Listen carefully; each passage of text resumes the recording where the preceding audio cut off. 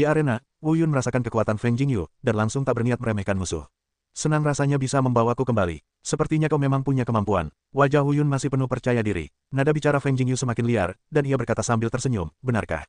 Tak hanya membuatmu jatuh, tapi juga terbang. Orang ini terlalu arogan. Kakak seperguruan Wu Yun, pukul dia. Teriak seseorang dari bawah ring. Pukul dia, teriak yang lain. Dong Lei sedikit mengangkat sudut mulutnya dan berkata, orang arogan, ada dua alam yang berbeda. Apa kau masih ingin menang? Kalau aku tak memberimu pelajaran, aku benar-benar merasa tak terkalahkan di dunia ini. Aura Wu Yun memancar, dan momentumnya beberapa kali lebih kuat dari sebelumnya. Kekuatan guntur semakin dahsyat dan bergejolak di tubuhnya. Wu Yun menghentakkan kakinya dan menerjang Feng Jingyu. Seluruh orang itu memanfaatkan kekuatan tumpukan, dan kecepatannya jauh lebih cepat dari sebelumnya. Angin kencang membuat Yu terkejut dan melancarkan guntur yang mengagetkan langkah merah. Kecepatannya tak hanya cepat, tetapi juga sangat aneh. 5 tinju guntur, Wu Yun meraung, dan tinjunya melesat keluar. Sebuah kekuatan dahsyat melesat keluar. Feng Jingyu tidak menyentuhnya, tetapi menghindari tinju Wu Yun dengan bantuan gerakan kaki yang aneh. Wu Yun mendengus dingin dan ingin membunuhnya dengan pukulan backhand, tetapi pada saat ini, tinju Feng Jingyu sudah terlanjur diterbangkan. Wu Yun terkejut, kecepatan yang luar biasa. Terlebih lagi, ketika Wu Yun menghadapi pukulan Feng Jingyu, ia merasakan kekuatan tirani menyapu. Wu Yun meraung dan menggunakan auranya dengan liar. Ia terus berkonsentrasi pada tinjunya, lalu mengayunkan tinjunya lagi. Kekuatan guntur di tinjunya meledak dan bertabrakan dengan Feng Jingyu. Boom! Pada saat tabrakan, Wu Yun jelas merasakan kekuatan besar datang, dan gelombang udara terangkat, langsung mengguncangnya ke belakang. Terlebih lagi, tinjunya bertabrakan dengan tinju Feng Jingyu, dan ia merasakannya mengenai baja. Sangat keras, tinjunya terasa sakit. Bagaimana dia bisa sekuat itu? Wu Yun tak bisa membayangkannya. Ia menyerang 2 kali berturut-turut dan tidak mendapatkan keuntungan apapun. Namun, ketika Wu Yun ketakutan, Feng Jingyu tiba-tiba menghampiri Wu Yun, dan Wu Yun semakin ketakutan. Kemudian ia langsung menamparkan Feng Jingyu. Tubuh Feng Jingyu sangat fleksibel untuk menghindar. Tiba-tiba, ia berada di belakang Wu Yun. Reaksi Wu Yun juga sangat cepat. Ia langsung melakukan backhand dengan telapak tangan. Namun, ketika Wu Yun melakukan backhand, Feng Jingyu sudah memegang pedang panjang di tangannya. Ujung pedang itu mengenai dada Wu Yun langsung tertegun. Feng Jingyu berkata sambil tersenyum, saudara Wu Yun, akui kekalahanmu. Wu Yun benar-benar konyol, lalu berkata dengan marah, dasar curang. Kejam, kemenangan mutlak menggunakan cara seperti itu. Seseorang berteriak di bawah ring. Awalnya, keduanya menggunakan tinju dan kaki untuk bertarung, tetapi Feng Jingyu tiba-tiba menggunakan senjatanya. Menurut mereka, itu terlalu canggung. Feng Jingyu masih berkata sambil tersenyum, apakah aturannya jelas-jelas menyatakan bahwa senjata tidak boleh digunakan? Diakon Liu menggelengkan kepalanya dan berkata, tidak, karena aku tidak melanggar aturan, sepertinya aku tidak melanggar aturan saat menggunakan senjata. Kata Feng Jingyu, tidak, kata Diakon Liu, sekarang kita hanya bertarung, tidak ada pertarungan hidup dan mati. Jika kau mati atau aku mati dalam pertarungan hidup dan mati, apa kau pikir aku punya senjata yang bisa membunuh lawanku, tapi aku tidak menggunakannya? Lalu, bukankah aku bodoh? Feng Jingyu berkata, tidak ada aturan dalam pertarungan sungguhan. Segala cara bisa digunakan. Selama musuh bisa dibunuh, itu adalah metode yang bagus. Bertarung bergantung pada otak, bukan kekuatan kasar. Feng Jingyu selesai, lalu berjalan meninggalkan arena. Setelah mendengar ini, mereka tidak bisa berkata apa-apa dan tidak bisa membantah kata-kata Feng Jingyu. Seluruh tempat hening sejenak, lalu terdengar suara perdebatan So-So. Setelah mendengar kata-kata Feng Jingyu, ketiga tetua menunjukkan senyum penghargaan dan berkata, anak ini benar-benar hebat. Dia bisa memiliki pengalaman bertarung seperti itu di usianya. Kelima tetua berkata, kakak seperguruan, jika kau menyukainya, sebaiknya kau mulai lebih awal. Kalau tidak, jika kakak seperguruan kedua dan kakak seperguruan pertama tahu, mereka akan bertarung. Ketiga tetua berkata, kali ini, aku melihat orang-orang yang tidak ingin merebutnya. Setelah Feng Jingyu turun dari arena, Diakon Liu berkata, Feng Jingyu menang. Adik seperguruan Feng, kau telah mengumpulkan 8 poin. Sungguh sengit, sepertinya kau akan menjadi yang pertama dipromosikan. Song Yue Cheng mengacungkan jempolnya. Petik 2, siapa yang mengajarimu itu, atau kau sendiri yang mengatakannya? Tanya Zhao Ningning. Feng Jingyu berkata sambil tersenyum, tentu saja, aku sendiri yang mengatakannya. Apakah kau ingin orang lain mengajarkan kata-kata seperti ini? Zhao Ningning menatapnya, hebat sekali. Aku masih punya pengaruh besar dalam pertarungan ini. Jika aku lebih rendah hati di masa depan, aku bisa mengajarimu cara naik level secara gratis. Angin mengejutkan Yu, wajahnya memerah. Song Yue Cheng sangat tertarik dan berkata, adik seperguruan Feng, apakah ada cara seperti itu? Itulah alam. Angin mengejutkan Yu. Zhao Ningning bersenandung, kakak Song, apa kau percaya itu? Kalau ada cara seperti itu, bisakah semua orang di dunia bertarung dengan kecepatan tinggi? Feng Jingyu berkata sambil tersenyum, jangan percaya. Nanti aku yang ngajarin kakak Song. Terus kamu nangis minta aku ajarin. Aku nggak mau ngajarin. Bang, Zhao Ningning tidak menyangka. Ia tidak percaya. Kompetisi berlanjut. Setelah Feng Jingyu mengalahkan Wu Yun, dalam 2 pertarungan berikutnya, kedua lawan menyadari bahwa mereka sedang bertarung dengan Feng Jingyu, jadi mereka menyerah. Feng Jingyu menang dan mengumpulkan 10 poin untuk masuk ke babak selanjutnya kompetisi bela diri. Diakon Liu berkata dengan suara lantang. Semua mata tertuju pada Feng Jingyu, iri, dan iri lagi. Sudut mulut Feng Jingyu sedikit terangkat, berkata, akhirnya bisa istirahat, kamu isi ulang tenagamu. Zhao Ningning mendengus, memutar bola matanya, dan berkata, jangan khawatir. Feng Jingyu keluar dari grup A, lalu datang ke sisi Lu Yue. Lu Yue berkata sambil tersenyum, ya, aku tidak mengecewakanmu. Ketika Lu Yue mengatakan ini, ia menatap Dong Lei, dan raut wajahnya yang penuh kebanggaan langsung terpancar. Wu Yun dikalahkan oleh Feng Jingyu. Dong Lei selalu sulit menerima hal ini. Ia menatap Feng Jingyu. Saat hendak mengatakan sesuatu, Lu Yue tampak tidak puas dan berkata, Dong Kenon, apa maksudmu?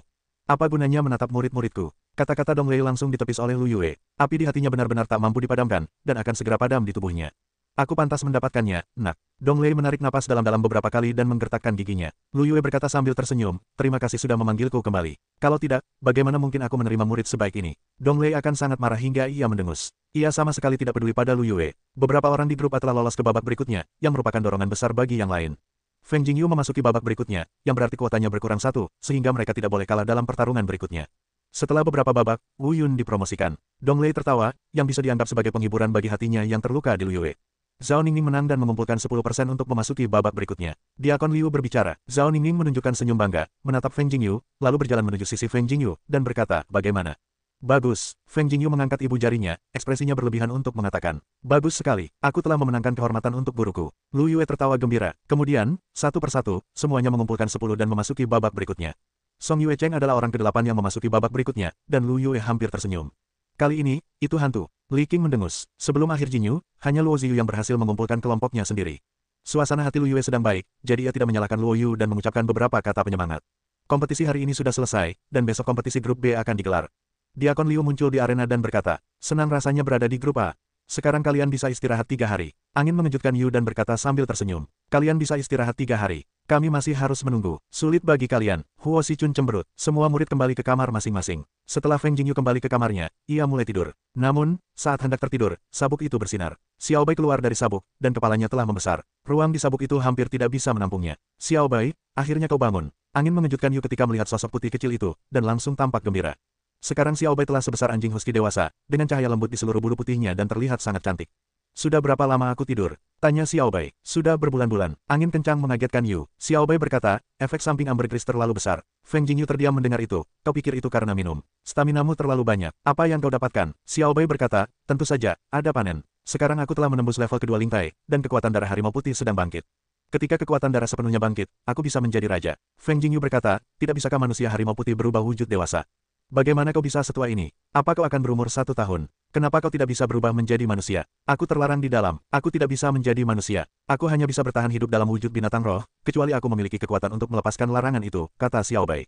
Feng Jingyu sedikit terkejut. Pengalaman Xiao Bai sepertinya ada hubungannya dengan dirinya. Untungnya, aku mengambil ruang penyimpanan yang besar. Kalau tidak, aku tidak tahu bagaimana menyembunyikanmu. Angin mengejutkan Yu, menggelengkan kepalanya tanpa daya. Xiao Bai berkata, kenapa aku harus bersembunyi? Kalau orang-orang tahu kau harimau putih, mereka seharusnya tidak bersuara keras. Angin mengejutkan Yu dan membuat Yu tak berdaya. Siapa yang berani menyentuhku? Harimau putih itu tak akan bisa menginjak mereka. Xiao Bai tampak bangga. Ayolah, kau tidak tahu kenapa kau meninggalkan klan macan putih. Kau masih di sini, Bam. Angin kencang mengejutkan Yu hingga tak menyukai jalannya. Xiao Bai melihat sekeliling dan berkata, apa-apaan ini? Ini Sekte Senlei, kata Feng Jingyu. Sekte Senlei, aku belum pernah mendengarnya. Xiao Bai menggelengkan kepalanya. Lupakan saja, tidurlah. Feng Jingyu tidak punya waktu untuk tidur bersama Xiao Bai. Xiao Bai mendengus, lalu berjalan mengelilingi ruangan. Akhirnya, ia terlalu bosan dan tertidur di tempat tidur. Meskipun babak kedua kompetisi di gerbang emas sudah dimulai, ini lebih awal dari babak kedua. Di grup B, Zhuo Ming dan Tari Feng Qing diadakan. Feng Jingyu terutama datang untuk menonton kompetisi Tari Feng Qing. Setelah kompetisi dimulai, Feng Jingyu mengamati sepanjang jalan dan merasa masih banyak murid kuat di gerbang dalam, terutama di tangan 4 guru besar.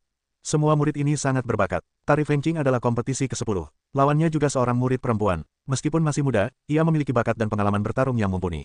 Ia sama sekali tidak ambigu. Kecepatan tarian Feng Qing juga sangat cepat, seluruh tubuhnya dapat berubah menjadi kilat dan guntur, sehingga menyulitkan lawan untuk mengetahui arah serangan, sehingga dapat memanfaatkan kesempatan untuk menyerang. Saat Feng Qingwu bergerak cepat, murid perempuan itu sangat pasif. Tepat ketika ia mengira telah menangkap tarian Feng Qing, sebuah pedang pendek melayang di depan murid perempuan itu, memancarkan cahaya. Jika pedang pendek ini bergerak maju beberapa menit, murid perempuan itu pada dasarnya akan menjelaskannya. Angin mengejutkan Yu melihat pemandangan ini, sudut mulutnya sedikit terangkat, berkata, gadis kecil itu juga cukup pintar. Aku mempelajari esensiku begitu cepat. Pedang pendek di tangan Feng Qingwu diberikan kepadanya oleh Feng Jingyu. Pedang itu diperoleh dari Gua Lingwu. Tarian Feng Qing menang. Suara Diaken Liu terdengar. Feng Qingwu menatap Ye Chen, lalu menunjukkan senyum menawan. Senyum ini membuat banyak murid laki tergila-gila. Saudari Feng tersenyum padaku. Yang tersenyum padamu jelas-jelas tersenyum padaku. Beberapa murid laki-laki begitu bersemangat hingga mereka salah total. Dua idiot, saudari Feng akan menertawakanmu. Kau benar-benar melamun. Beberapa orang bersenandung dengan nada meremehkan. Bagaimana kau tahu itu bukan? Saudari Feng jelas-jelas tersenyum pada anak itu. Traf, bagaimana situasinya? Feng Jingyu adalah adik laki-laki saudari Feng. Kalau kamu mau mendekati adik Feng, kamu harus punya hubungan baik dengan Feng Jingyu. Aku pergi dulu, kamu sudah tahu semuanya. Feng Jingyu mendengar kata-kata orang-orang itu, tak kuasa menahan senyum, lalu mengacungkan jempol pada Feng Qingwu. Kemudian, Feng Jingyu menyaksikan pertarungan setiap orang di grup B, dan pada dasarnya tahu bahwa hanya ada 10 orang di grup B yang bisa lolos ke babak selanjutnya. Pada pertandingan kedua, Feng Jingyu tidak lagi menonton, dan setelah menyapa Lu Yue, ia meninggalkan arena pertandingan. Setelah Feng Jingyu keluar dari arena pertandingan, ia kembali ke halamannya dan mulai berlatih. Kini, kultivasi Bati Jue sudah mulai mendekati level Bati. Feng Jingyu merasakan dengan jelas bahwa kekuatan tubuhnya semakin kuat, dan tangannya semakin mendominasi. Ia memiliki semacam aura mendominasi. Feng Jingyu telah mendengar dari Tian Suzy bahwa jika Bati Jue mencapai level Bati Jue, akan muncul aura mendominasi, yang dapat membuat momentumnya menjadi sangat mengerikan. Setiap pukulan akan sangat kuat, dan akan menimbulkan beban psikologis yang kuat bagi lawan. Tian Suzy menunjukkan semangat mendominasinya di hadapan Feng Jingyu. Saat semangat mendominasi itu muncul, Feng Jingyu langsung merasakan tekanan yang luar biasa. Tekanan semacam ini tak kasat mata, dan dominasi juga tak kasat mata, tetapi dapat membuat tenaga yang dikeluarkan semakin kuat, membuat lawan merasa dirinya tak tertandingi. Mengekspresikan dominasi dapat menghancurkan tekad lawan. Orang yang memiliki semangat mendominasi akan menjadi raja. Begitu badan hegemonik meraih sedikit kesuksesan, ia akan tampak mendominasi. Di antara rekan-rekannya, ia tak terkalahkan. Tian Suzy pernah berkata kepada Feng Jingyu. Feng Jingyu juga bertanya-tanya siapa yang lebih kuat. Tian Suzy berkata, masing-masing memiliki kelebihannya sendiri. Tergantung siapa yang dapat mempraktikkan metode dan konstitusi kuno hingga batas maksimal, lalu siapa yang bisa lebih kuat. Feng Jingyu berkata, jika aku telah mengembangkan Bati Jue secara ekstrim, tidak bisakah aku mengandalkan Lei Lingti dan Bati untuk bersaing? Tian Suzy menggelengkan kepalanya dan berkata, mustahil. Sekalipun kau berlatih Bati Jue secara ekstrim, kau tetap tidak akan bisa mengalahkan tubuh pengganggu itu. Kekuatan Bati Jue dan Bati Jue dapat diintegrasikan secara lebih efektif, dan kekuatan Bati Jue dan Bati Jue dapat dikerahkan sepenuhnya. Kekuatannya sangat mengerikan, jadi, akan sangat mengerikan jika tubuh pengganggu itu lahir dan berlatih Bati Jue. Seperti dirimu sekarang, jika kau diketahui oleh orang lain bahwa tubuh roh Lei masih hidup dan berlatih Tian Lei Jue, kau pasti akan dibunuh dengan cara apapun. Feng Jingyu mengangguk. Benar sekali, jika kau bisa berlatih Bati Jue secara ekstrim dan membuat tubuhmu kebal, ditambah dengan fisik super, Tian Lei Jue, dan Lei Lingti, kau akan mampu tetap tak terkalahkan di masa depan jika kau bertemu dengan fisik super itu, kata Tian Suzy. Feng Jingyu berkata, jalan kultivasi masih sangat panjang, selangkah demi selangkah. Feng Jingyu telah berlatih keras. Sore harinya, Feng Jingyu berhenti berlatih. Ia merasa telah membuat beberapa kemajuan. Mendominasi, Feng Jingyu terkejut dan bergumam. Karena ia merasakan semangat mendominasi Tian Suzy, ia mengerti apa sebenarnya yang dimaksud dengan kebocoran yang sombong. Selain itu, ia juga sangat terobsesi dengan dominasi, merasa sangat tenang. Feng Jingyu datang ke tempat kompetisi, yang masih berlangsung, tetapi tampaknya seseorang telah dipromosikan. Feng Jingyu terkejut dan melihat sekeliling, lalu tersenyum tipis, berkata, awalnya dia dipromosikan, yang diharapkan. Di belakang Li Qing berdiri seorang pemuda berbaju putih. Namanya Limu, ia adalah murid Li Qing yang paling dibanggakan. Kekuatan Limu telah mencapai tingkat kelima Lingtai. Limu seolah merasakan tatapan mata Feng Jingyu, lalu ia juga menoleh. Ia hanya melirik Feng Jingyu tanpa ekspresi. Kemudian ia mengalihkan pandangan dari arena dan menertawakan Feng Qingwu. Ini adalah pertarungan terakhir tarian Feng Qing. Jika menang, kau bisa naik pangkat. Aku sudah melihat caramu menyerang. Kau akan kalah kali ini. Seorang pemuda bertubuh pendek seperti monyet mencibir. Feng Qingwu menari dan bersenandung. Kalau begitu, kau coba. Murid seperti monyet itu bergegas mendekat. Kekuatan guntur melonjak, dan kemudian dengan satu pukulan, kekuatan guntur menyambar keluar. Pada saat yang sama, tubuh murid seperti monyet itu melesat lagi, melompat, melesat ke udara, dan dihujani dengan tinju. Setelah dua serangan berturut-turut, mata Feng Qingwu sedikit membeku. Murid seperti monyet ini benar-benar memiliki beberapa keterampilan. Ia dapat melakukan tinju guntur langit dua kali berturut-turut. Tubuh Feng Qingwu dengan cepat mundur, dan kemudian menggunakan telapak guntur dewa. Pada saat yang sama, belati itu melesat keluar dan berubah menjadi cahaya listrik untuk membunuh murid yang seperti monyet itu. Murid yang seperti monyet itu tampaknya tahu bahwa Feng Qingwu ingin menyerang seperti ini. Kemudian ia melesatkan tubuhnya dan berkata dengan dingin, gerakanmu ini sudah lama kunantikan. Pertempuran sudah berakhir, benarkah? Angin bertiup kencang dan tarian itu berdengung. Murid yang seperti monyet itu sangat cepat, menghindari serangan pedang pendek, berubah menjadi cahaya listrik, dan bergegas menuju tarian Feng Qing. Tubuh Feng Qingwu juga bergerak, dan kemudian belati itu bergerak bersama pikirannya, dan segera berbalik dan membunuhnya. Pada saat yang sama, Feng Qingwu melancarkan tinju Tian Lei dan membunuhnya secara langsung. Kemudian, sejumlah murid terkejut. Rencana awal tiba-tiba kacau, tetapi menjadi sangat pasif. Murid seperti monyet itu tidak berani meremehkan serangan belati, dan sebuah kekuatan dahsyat meletus untuk menahan serangan belati tersebut. Namun pada saat ini, tinju petir langit Feng Qingwu telah melesat. Pupil murid seperti monyet itu mengecil dan ingin mundur, tetapi ia tidak bisa melakukannya sama sekali. Dalam tinju petir Feng Qingwu, tubuhnya terhempas. Belati itu tergantung di depan murid seperti monyet itu dan bisa membunuhnya kapan saja. Aku menyerah. Murid seperti monyet itu berkeringat dingin. Feng Qingwu menyimpan belatinya dan berjalan meninggalkan arena. Tarian Feng Qing menang, mengumpulkan 10 poin, dan memasuki babak berikutnya. Diakon Liu berbicara. Feng Qingwu datang ke sisi Feng Jingyu dan berkata sambil tersenyum, Saudara Jingyu, apakah aku kuat? Hebat, tarian kecilku adalah yang terbaik. Feng Qingwu memuji dengan kaget. Feng Qingwu tertawa lebih riang, menggandeng lengan Feng Jingyu, dan berkata, Saudara Jingyu, tidak ada yang menarik di sini. Ayo kita jalan-jalan. Tindakan Feng Qingwu membuat banyak orang mengagumi Feng Jingyu. Betapa bahagianya jika Feng Qingwu bisa bergandengan tangan seperti ini. Feng Jingyu mengangguk dan meninggalkan arena bersama Feng Qingwu, disambut kekaguman semua orang. Saudara Jingyu, kudengar 10 besar dari setiap kelompok dapat berpartisipasi dalam pengalaman hutan jiwa surgawi bersama murid inti mereka kali ini, kata Feng Qingwu. Pengalaman di hutan jiwa surgawi. Feng Jingyu ragu-ragu. Ia tidak tahu kabar apapun. Feng Qingwu berkata, hutan ginseng agung jiwa surgawi adalah hutan lebat primitif terbesar di dinasti Kaisar Doi. Terdapat makhluk roh yang sangat kuat di dalamnya. Jika pengalaman ini berjalan dengan baik, akan ada kesempatan untuk berpartisipasi dalam pertandingan besar 4 sekte utama. Apakah ada rasio yang besar di antara 4 sekte utama? Tanya Feng Jingyu dengan heran. Feng Jingwu mengangguk dan berkata, ini adalah pertandingan besar yang diadakan oleh keluarga kerajaan. Tidak hanya keluarga kerajaan, tetapi juga anak-anak dari keluarga besar lainnya berpartisipasi dalam Dabi. Dapat dikatakan bahwa ini adalah pertemuan besar bagi kaum muda dari seluruh dinasti Doi. Pertemuan akbar anak-anak muda dinasti Doi. Feng Jingyu tiba-tiba tertarik. Feng Qingwu berkata, jika kau mendapatkan hasil bagus dalam kompetisi itu, kabarnya akan ada peluang besar.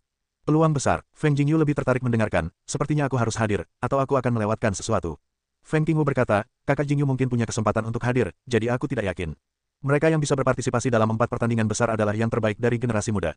Kekuatanku masih jauh dari cukup. Percayalah pada dirimu sendiri. Siapa bilang kau tidak punya kesempatan untuk berpartisipasi? Mungkin kecepatan latihanmu akan meningkat pesat di tahap selanjutnya. Feng Jingyu mencubit hidung Feng Qingwu. Feng Qingwu berkata sambil tersenyum, senang rasanya kakak Jingyu ikut serta.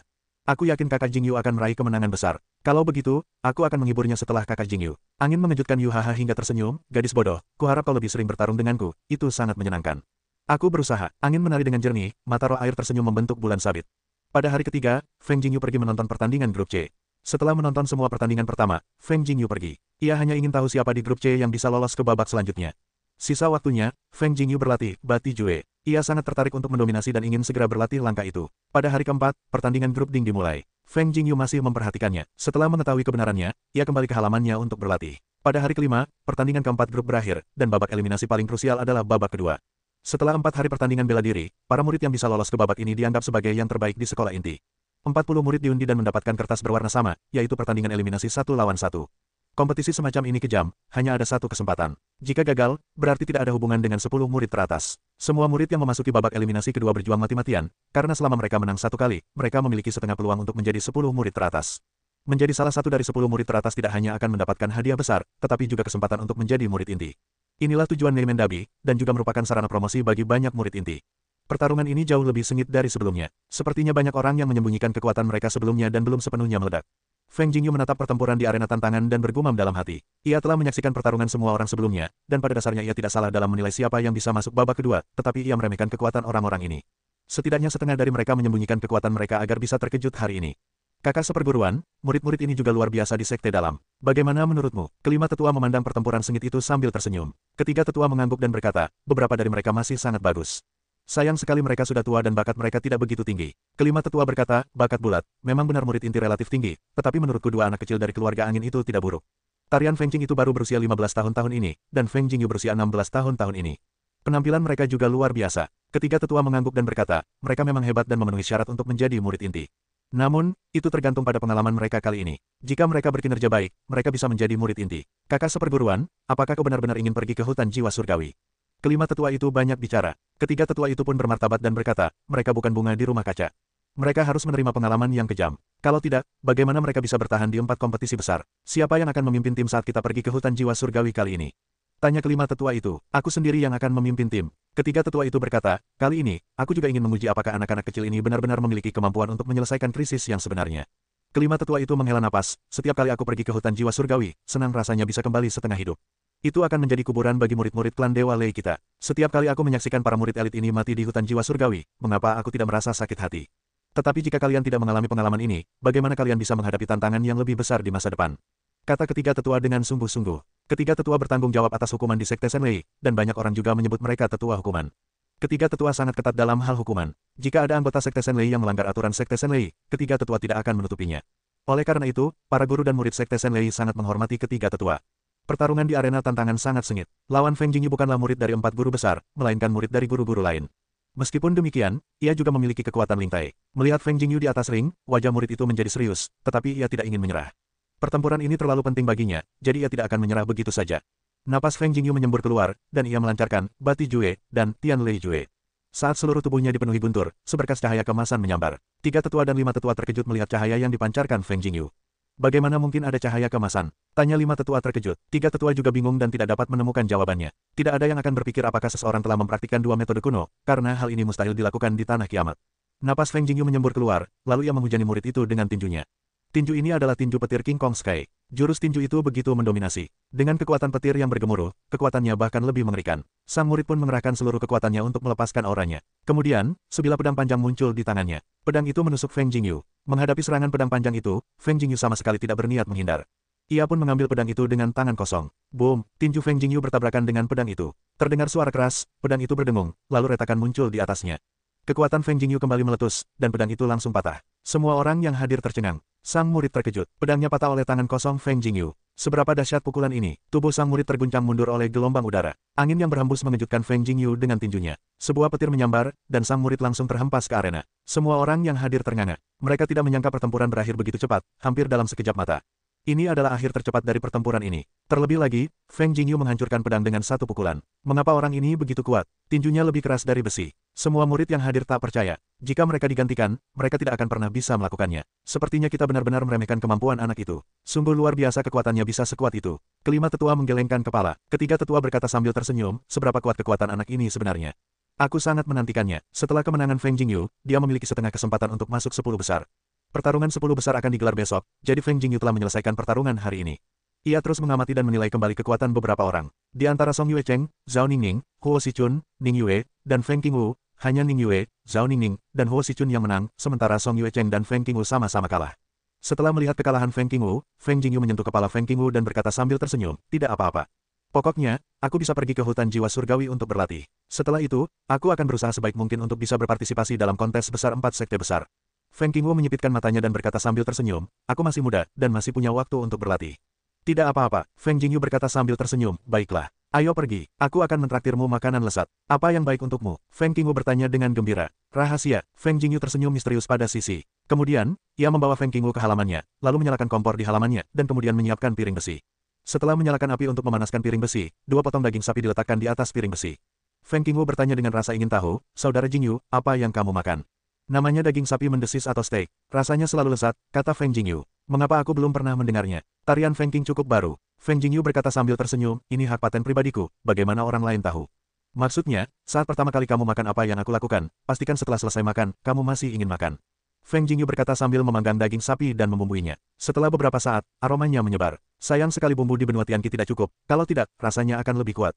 Enak, Feng Qingwu mencium aromanya, dan air liurnya menetes. Feng Jingyu berkata, kamu mau dimasak bagaimana? Feng Qingwu tertegun dan bertanya, yang mana yang paling enak? Bukankah dimasak untuk dimakan? Nah, sekarang aku akan memberimu sedikit pengetahuan. Steak tidak matang sempurna. Pertama kali kamu memakannya, kita makan yang setengah matang saja. Aku suka makan 5 yang matang sempurna. Feng Jingyu berkata sambil tersenyum. 5 matang, bukankah masih mentah? Bin Qingwu terkejut. Feng Jingyu berkata, lebih kenyal kalau dimakan seperti ini. Steak dengan anggur merah, tapi di sini tidak ada anggur merah, jadi pakai anggur lain saja. Anggur merah, apa itu anggur merah? Aku hanya tahu anggur beras. Feng Qingwu bertanya dengan ragu. Anggur merah adalah anggur merah yang diseduh dari buah anggur. Jika aku punya kesempatan nanti, aku akan menyeduhnya untukmu. Feng Jingyu berkata dengan sabar sambil memanggang steak. Saudara Jingyu benar-benar hebat. Dia tahu segalanya. Tarian Feng Qing penuh dengan kekaguman. Feng Jingyu berkata sambil tersenyum, di mana aku tahu segalanya. Hanya tahu sedikit. Ayo, steaknya sudah siap. 9 matangmu. Tarian Feng Qing bertanya, lalu menelan ludahnya. Aromanya harum. Setelah selesai makan dengan sumpit, Feng Jingyu segera berkata, steak tidak bisa dimakan begitu saja. Makan steak dengan pisau dan garpu. Feng Jingyu mengeluarkan semua pisau dan garpu yang telah disiapkan sejak lama. Kemudian ia meletakkan kedua steak di atas meja, lalu meletakkan pisau dan garpu, dan berkata, begini cara makannya. Ambil garpu di tangan kiri dan pisau di tangan kanan, lalu potong steaknya.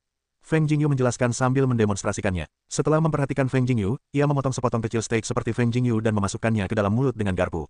Kunyah steak perlahan-lahan. Kalau ada anggur merah, kau bisa merasakan seteguk anggur merah, rasanya sungguh lezat.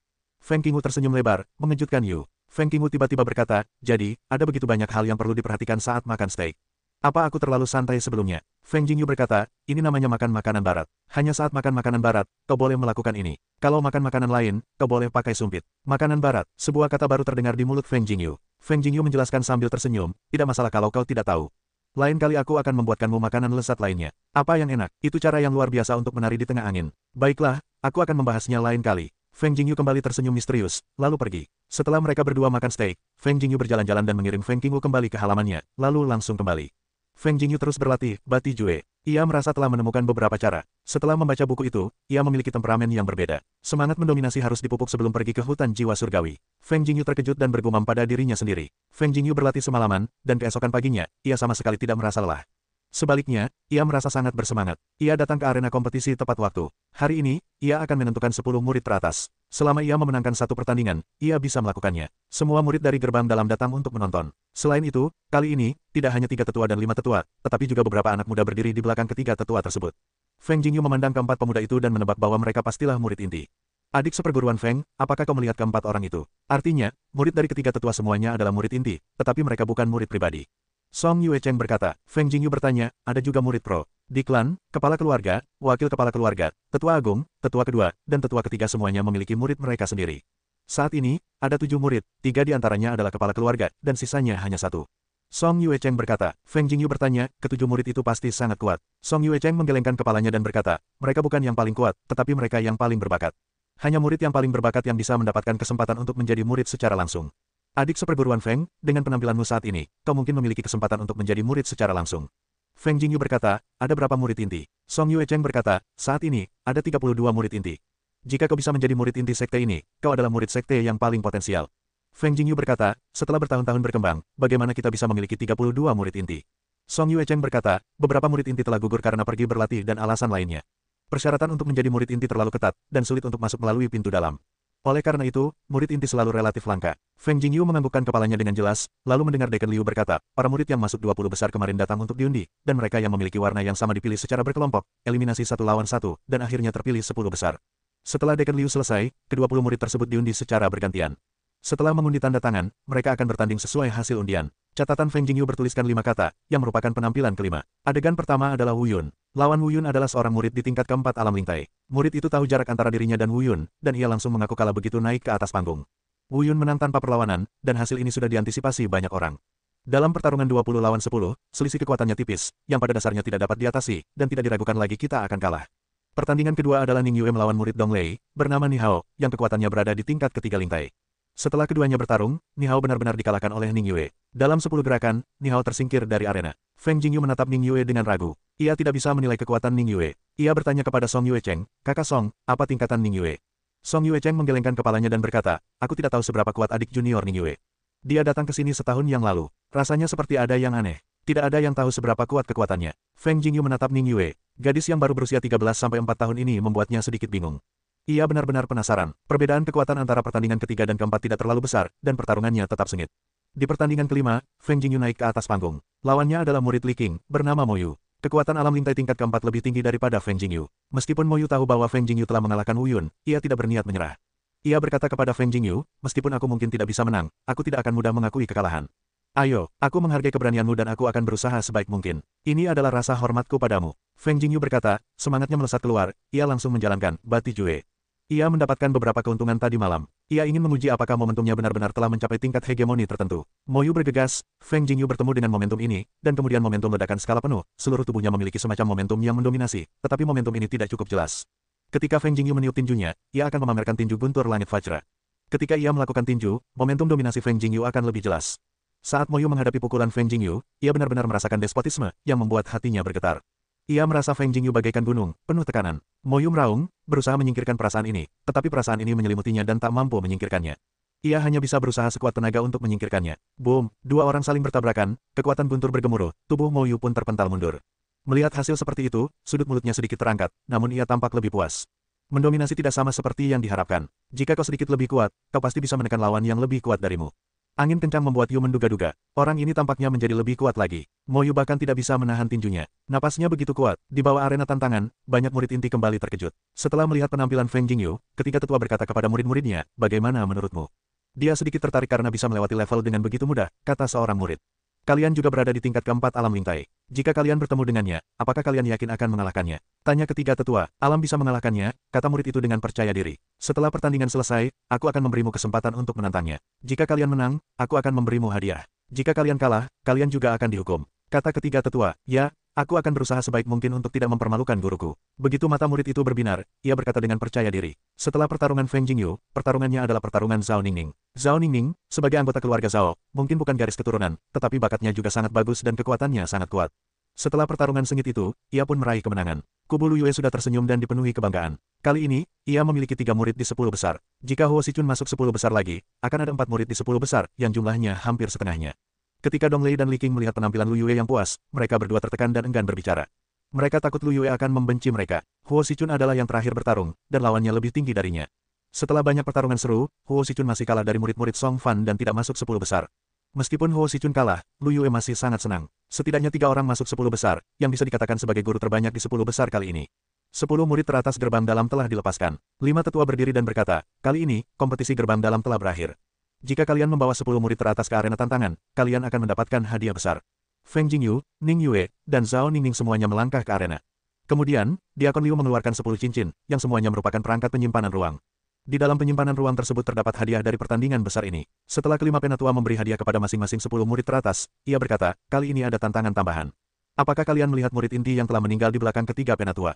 Jika kalian dapat menantang mereka untuk berhasil, kalian akan menjadi murid inti, dan kalian akan mendapatkan hadiah dari ketiga penatua. Semua murid yang hadir sangat gembira, dan 10 murid teratas juga bersemangat. Ini adalah kesempatan besar untuk menjadi murid inti.